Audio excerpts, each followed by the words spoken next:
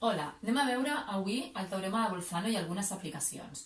Què diu el teorema de Bolzano? El teorema de Bolzano diu que si tinc una funció que és contínua en un interval tancat i que les imatges en aquests extrems tenen signe contrari, és a dir, aquest producte és negatiu, aleshores seguríssim que existeix un valor que està dintre d'aquest interval on f, o sigui, on la imatge d'aquest valor és 0.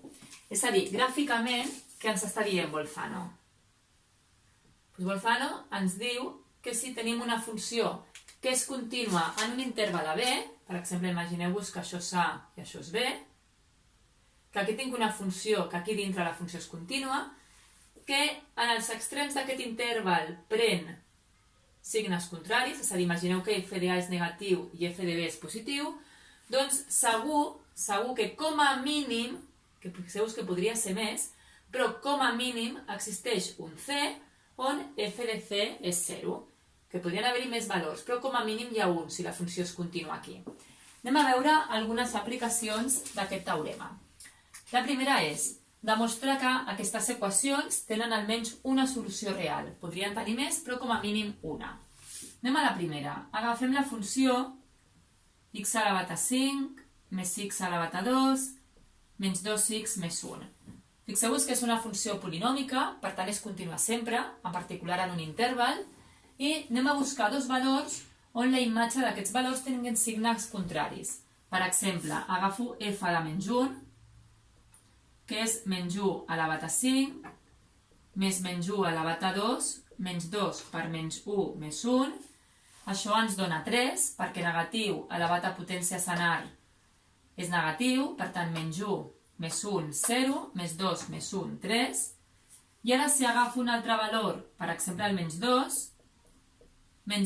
elevat a 5, que és menys 32, més menys 2 elevat a 2, que és més 4, menys 2 per menys 2, que és més 4, més 1, això em dona 23. Negatiu, Perquè fixeu-vos, menys 2 elevat a 5 és menys 32, més 4, més 4, més 1, menys 23. Aquest és negatiu i aquest és positiu.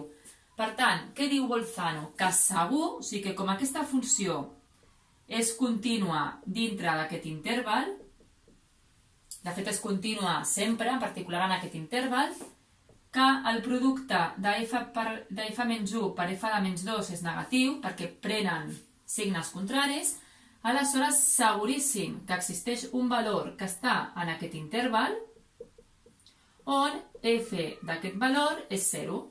Per tant, segur que aquesta funció té un 0, que és el que ens estaven dient. Anem a veure aquest segon exercici. Aquest segon exercici és exactament igual. Tenim una funció una miqueta més complicada, tenim una equació, que el que farem és agafar aquesta funció. Si jo demostro que aquesta funció té un 0, doncs hauré vist que aquesta equació té solució. Fixeu-vos que aquesta funció, x a la 3 és un polinomi que sempre és contínua, el logaritme neperià només existeix quan la x és més gran que 0, i l'arrel de x quan la x és més gran o igual que 0.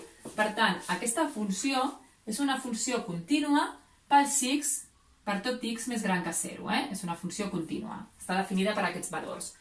Anem a intentar trobar dos valors on la imatge torni a ser un positiu i un negatiu.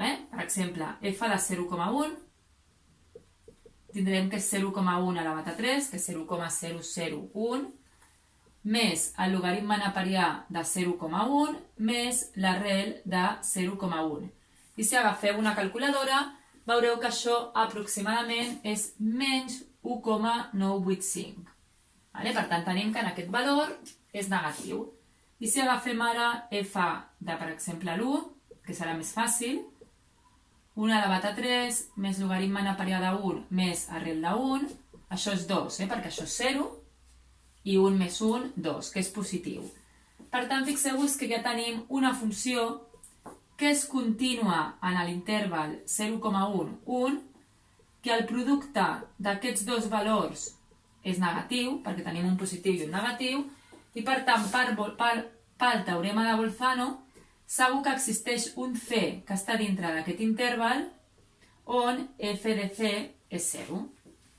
I per tant, fixeu-vos, si jo sé que aquesta funció és 0, o sigui, existeix un valor on aquesta funció és 0, vale? Doncs en particular aquesta equació d'aquí tindrà solució, que és la que m'estan preguntant.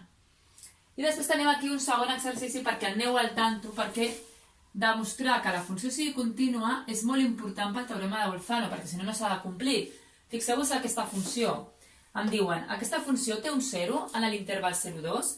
Fixeu-vos que f de 0 és menys 3, perquè et queda 3 entre menys 1, que és negatiu, que f de 2 és 2 per 2, 4, més 3, 7, partit entre 1, que és positiu, per tant tenen signes contraris, però fixeu-vos que la funció no és contínua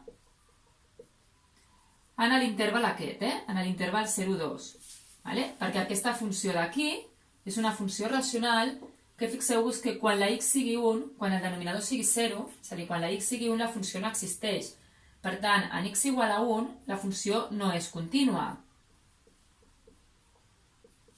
I per tant no podem aplicar el teorema de Bolzano i no podem dir que existeix un 0. Fixeu-vos que hem dit que aquesta funció no és contínua i si ara dibuixem aquesta funció, que sabem que hi ha una asímptota vertical en l'x igual a 1, la funció aquesta té una forma més o menys així, que hauríem de fer més coses per dibuixar-la bé. Però fixeu-vos que aquesta funció, com no és contínua del 0 al 2, en aquest interval no té cap 0. Per tant, vigileu perquè és molt important comprovar que la funció sigui contínua.